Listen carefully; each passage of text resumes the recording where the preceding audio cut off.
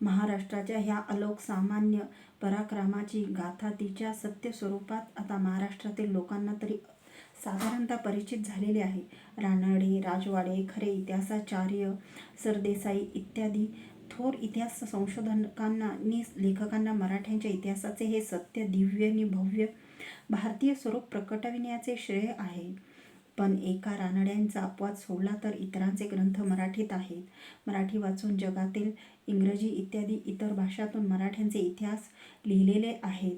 पण ते मुसलमान, पोर्तुगीज, इंग्रजादी आमच्या पूर्वीच्या शत्रूंनी जाणून बुजून आणि भारतातील आमच्या भिन्न प्रांतीय देशबंधूंनी बहुतांशी अज्ञानाने अगदी विकृत स्वरूपात लिहिलेले आहेत.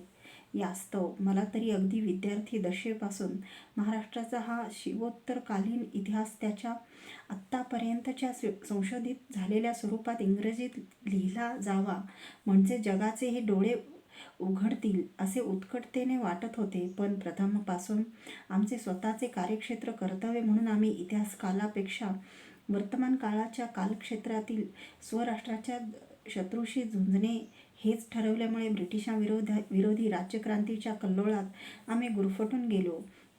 यास्तव आम्हाला अंदमानातून सुटून येई तो महाराष्ट्राच्या जुन्या इतिहासाविषयी तसे काही लिहिण्यास वेळच मिळाला नाही.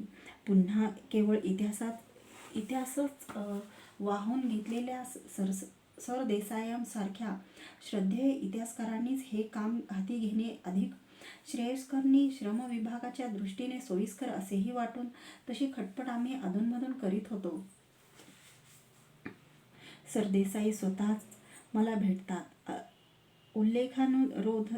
उल्लेखानुरोध हे अगदी तोंडीच आली म्हणून याविषयीची एक आठवण येथे सांगून टाकतो. आम्हाला सरदेसायांना भेटण्याची अगदी तरुणपणापासून इच्छा असे, कारण त्यांचेच इतिहास आम्ही सारखे वाचित होतो. पण आम्ही राज्यक्रांतिकारक ते एक उच्च पदस्थ राजसेवक, मग ते बडोद्याच्या संस्थानिकासारख्याचे का असेनात, पुन्हा ते प्रौढ, आम्ही लहान. पुढे आम्ही अंदमानात गेलो आणि सन 1924 मध्ये तेथून सुटूनही आलो. आमच्या क्रांतिकालातील अनेक कृत्यांना सरदेसाई पराक्रम म्हणून गौरवितात असे आम्ही तोंडी ऐकत होतो. तेव्हा रत्नागिरीस आम्ही होतो तोपर्यंत सरदेसायांनी इंग्रजीमध्ये मराठ्यांचा इतिहास लिहावा अशी आम्हाला तळमळ वाटे. तसे तोंडोतोंडी निरोपही आम्ही त्यांना अनेक वेळा धाडले, पण लेखी पत्र असे काही धाडवेना, कारण आमचे अक्षर म्हणजे विस्तवाची ठिणगी. एखाद वेळी त्यांच्यासारख्या सरकारी अधिकाऱ्याच्या घराला ती आगच लावून द्यावयाची अशी उदाहरणे आमच्या क्रांतिकारक चळवळीत घडतही होती. म्हणून आपले चूप बसलो. एके दिवशी रत्नागिरीस आमचे घरी श्रीयुत नाना पटवर्धन यांचे जे घर आम्ही भाड्याने घेतले होते, त्या घरी दार उघडून एक वृद्धसे गृहस्थ आत आले. कोण म्हणून विचारीत आम्ही आदरार्थी थोडे उत्थंपणही दिले.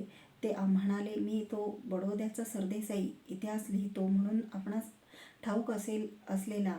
आम्ही एकदम चमकलो. म्हणजे रियासतकार की काय?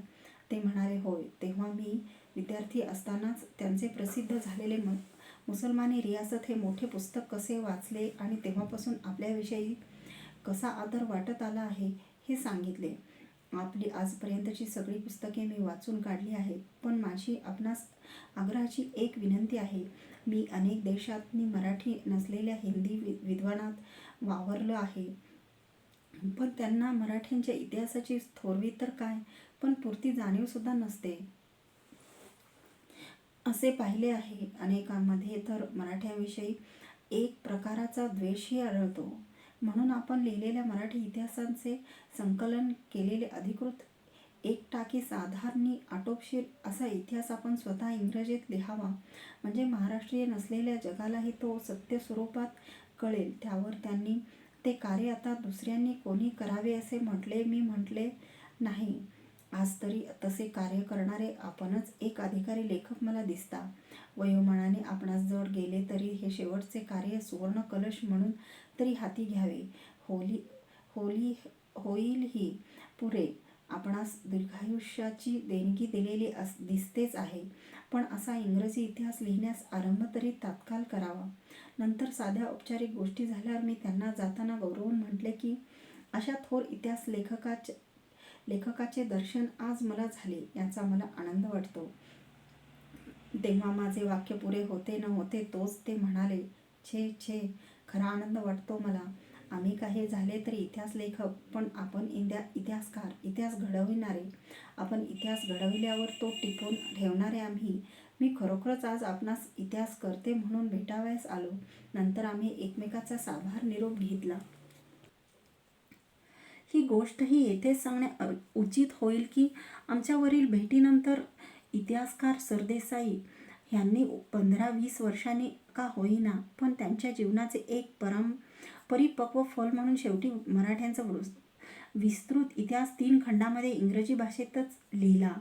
अंदमानातून इसवी सन 1924व्या वर्षी सुटून येताच मला राजकारणात काही प्रत्यक्षपणे करण्याची बंदी झाली आणि स्थलबद्धतेमुळे संचारबंदीही पाळणे अनिवार्य झाले. तेव्हा रत्नागिरीत डांबलेल्या आमच्या त्या अस्तित्वात ग्रंथादिक साधने जवळ नसली तरी हे शिवोत्तर महाराष्ट्राच्या असामान्य पराक्रमाचे आणि मुसलमानी राजसत्तेला निर्दाळून त्यांनी केलेल्या हिंदू राष्ट्राच्या विमोचनाचे वैशिष्ट्य साधारणपणे महाराष्ट्राबाहेरच्या प्रांतीय आणि परराष्ट्रीय जगतास निवेदावे, यास्तव इंग्रजी भाषेतच मराठ्यांच्या विस्तृत आणि विवृत इतिहासावर नसला तरी त्या इतिहासाची आमच्या दृष्टिकोनातून चिकित्सा करणारा एक तसा समीक्षक ग्रंथ स्वतःच लिहिण्याचे आम्ही ठरविले. इतकेच नव्हे तर 1952 फेब्रुवारीच्या आत तो ग्रंथ पूर्णपणे लिहूनही टाकला. हिंदूपद पादशाही, त्या इंग्रजी ग्रंथाचे नावच मुळी मराठ्यांचा इतिहास असे न ठेवता हिंदूपद पादशाही हे ठेवले, अशासाठी की आमच्या मते एकंदरीत मराठे जे लढले ते केवळ महाराष्ट्रासाठी लढले नाहीत, आपल्या घरकुलाच्या परसूसाठी किंवा शेतवाडीसाठी केवळ लढले नाहीत, तर त्यांचा ओढा मूलतःच हिंदू धर्म आणि हिंदू राष्ट्र, ज्याचा महाराष्ट्र हा एक भाग म्हणूनच काय तो शब्द त्यांच्या तोंडी रुळला होता, यांना मुसलमानाच्या दास्यातून मुक्त करून साऱ्या हिंदुस्थानभर हिंदू राज्य स्वराज्य स्थापने हाच होता.